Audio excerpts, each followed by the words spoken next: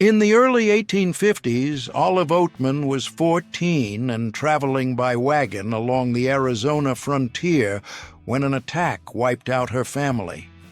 She was held captive, traded between groups, and ended up with the Mojave on the Colorado River, where she got blue lines tattooed on her face, a mark of connection and survival in a time when few came back. Around the turn of the 19th century, Annie Oakley became a big name in the frontier West because she could shoot like almost nobody else. She could hit coins in the air, playing cards, and even the ash off a cigarette without hurting anyone. From Ohio, she hunted to support her household and, in front of huge crowds at Buffalo Bill's show, shut down plenty of loudmouths with calm, precise skill. In 1851, still riding the wave of the gold rush, an anonymous prospector stood in for thousands of men who left a farm, a workshop, and family behind to try their luck in California. Between icy rivers, mud, and fought-over claims, they lived by pan and pickaxe, hoping to come home with money in their pocket once and for all. Bass Reeves was born enslaved in Arkansas in 1838 and, in the chaos of the Civil War, escaped to Indian Territory.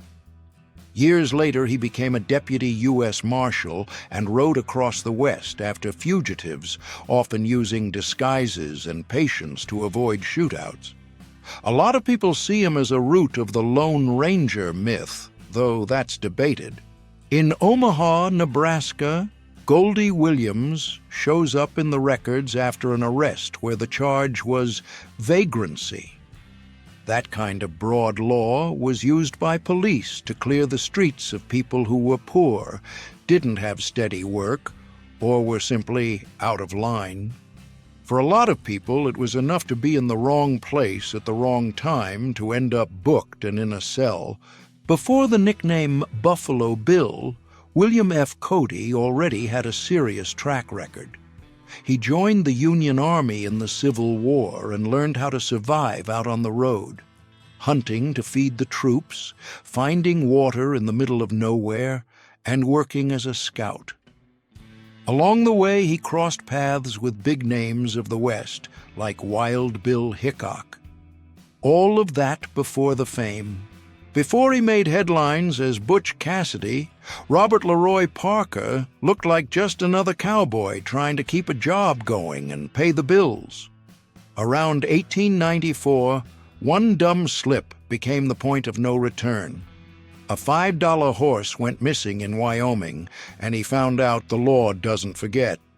From there on, it was heists, hideouts, and running for real. James Wild Bill. Hickok got known in saloons, but he wasn't born a poker legend.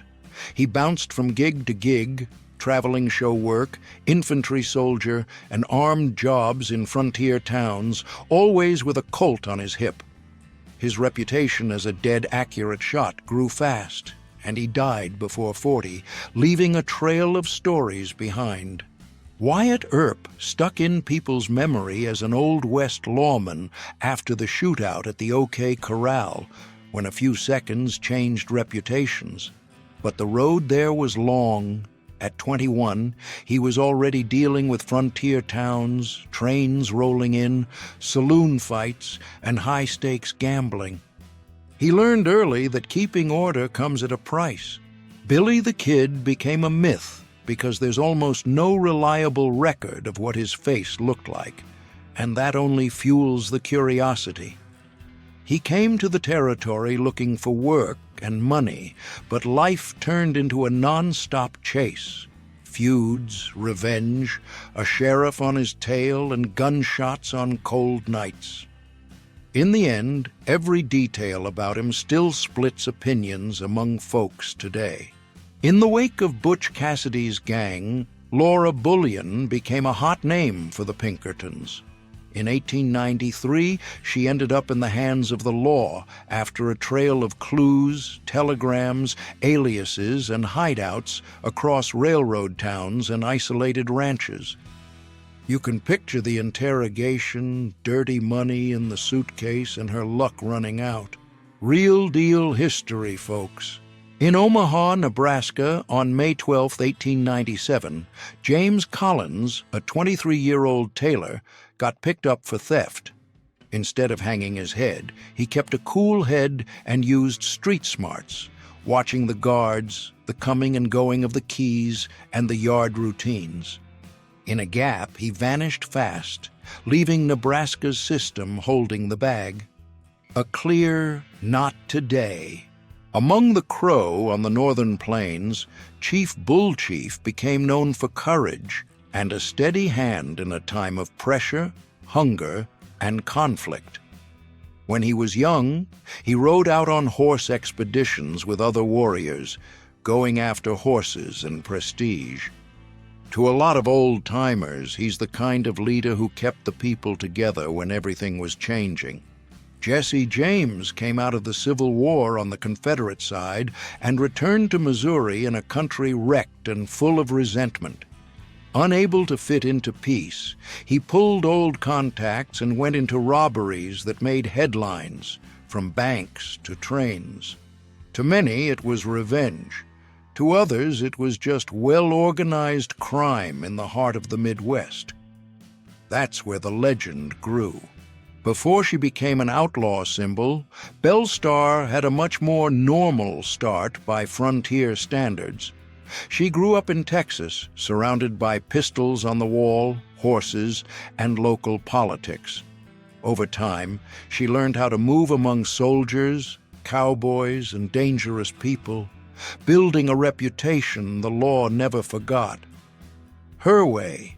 Back in the 1850s, when the gold rush had already gone to California's head, a lot of people started pointing to Colorado, thinking they could make it all over again. In the mountain cold, mining camps popped up. Tents, a saloon, a post office, fights over claims, mules hauling supplies, and the law showing up slowly. In 1868, above the Green River Valley in Wyoming, crews of engineers and workers took on cliffs and heavy winds to build a railroad bridge. Wood, iron, and rope turned into a way for the train to cross, where only horses had gone before. It was the kind of project that said, the country is going to connect the West, no matter what. For a lot of families, heading west wasn't a trip. It was goodbye to what they left back east. The wagon was packed. Tools, pots, winter clothes, even the family Bible, all tied down so it wouldn't fall off on the trails. Between dust, rivers, and sickness, every mile was a bet on a piece of land and a new life, with zero guarantees. Geronimo, an Apache leader, became a well-known name in the late 1800s because he wouldn't accept being pushed away from his people. Between Arizona and New Mexico, he knew the desert and the mountains like few others and held out for years against troops and trackers. When he surrendered, a lot of people saw that a hard chapter of the West was changing for good. On the 19th century railroad expansion didn't just happen. It took the sweat of a diverse workforce. Irishmen, Chinese workers, free black men, and war veterans shared pickaxes and dynamite, getting paid little and risking a lot. While some people dreamed of gold, these guys were the ones who opened the way for trade and towns. After the Civil War, William F. Cody became Buffalo Bill. To feed the crews at the Kansas Pacific Railroad work camps, he headed out onto the plains to hunt bison. The number people throw around is more than 4,000 in 18 months, at a time when the animal was already disappearing. Before the show, he was already a guide and a scout, and that stuck to his name. In 1903, in Pocatello, Idaho, a black sheriff kept order where railroads and cattle crossed paths. That busts the all-the-same Old West myth. A lot of cowboys were immigrants, native people, and black men. Historians estimate about 1 in 4 were African American with a badge, a gun, and dust on their boots every day, demanding respect. Calamity Jane, really Martha Jane Canary, became a known name in the West for riding well, shooting, and not backing down when things got rough. Between saloons, hard work, and stagecoach trips, she became a topic in places like Deadwood. People tied her story to Wild Bill Hickok, and the legend caught on the hard way, spreading by word of mouth. In 1881, there were still prospectors in California betting on the next strike. The rush that started in 1849 sparked a huge migration. Farmers, sailors, Chinese workers, Latin Americans, and veterans, each with their shovel and pan. In the camps, one find could change everything overnight, and nobody wanted to miss out. Ranching goes back to old cultures, but the West's cowboy way took shape in the 1860s, right after the Civil War. With herds growing in Texas and towns demanding beef, the big cattle drives north were born.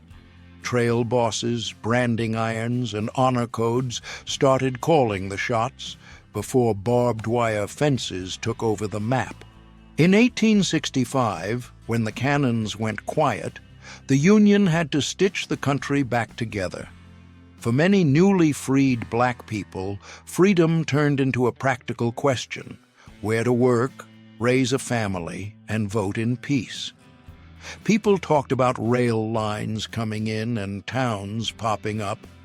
That's why a lot of folks headed out west, looking for land, pay, and respect. Tombstone, Arizona, 1882. On the dusty street in front of the Arlington, you can feel the boomtown vibe. With silver coming out of the ground, packed saloons, and sheriffs chasing law and order, people learned fast not to let their guard down.